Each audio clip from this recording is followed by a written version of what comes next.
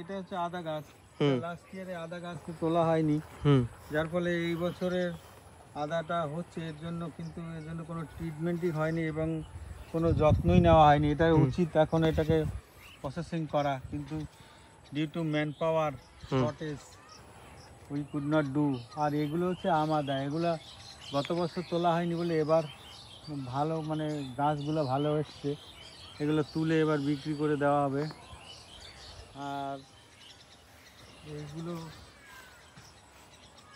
বিক্রি করে দেওয়া হবে এবং লাগিয়েছি আরো নতুন গাছ অনেক লাগিয়েছি, বহু গাছ। তো এটা 1 একর জমি, নিয়ারলি 1 একর। তাহলে জমিটাকে ভাই ইউটিলাইজ করতে হবে তো, কারণ এটাতে কাল্টিভেশন করলে কিছু বেনিফিট যদি না হয় তাহলে কি করে চলবে। কমার্শিয়াল আসলে পরে কমার্শিয়ালে যদি ইউজ করতে হয় তাহলে আরও বিভিন্ন ধরনের গাছ লাগিয়ে তার ফল নিয়ে তাকে কমার্শিয়ালি ইউজ করতে হবে, বের করতে হবে, নাহলে তো চলবে না।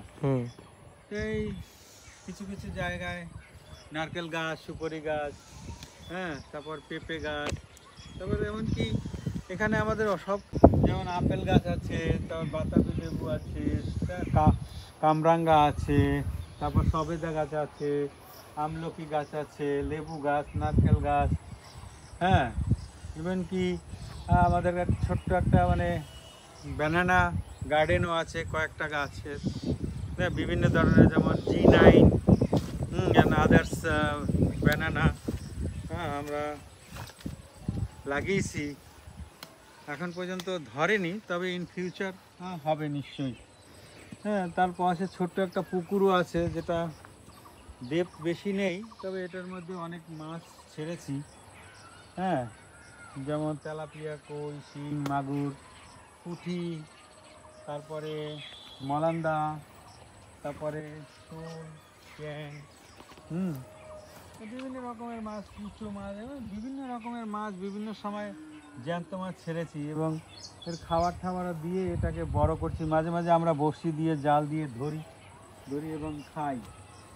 মানে এটা আমরা তো সেল করবো না। আনারস গাছও তো আছে।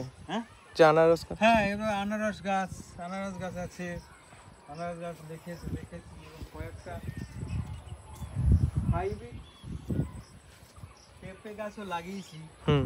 পেঁপে গাছ, হাইব্রিড পেঁপে গাছ, এমনি নর্মাল পেঁপে গাছ আরও লাগিয়েছি, যাতে মানে এটাকে ল্যান্ডটাকে ইউজ করা যায়, তাই না। তারপরে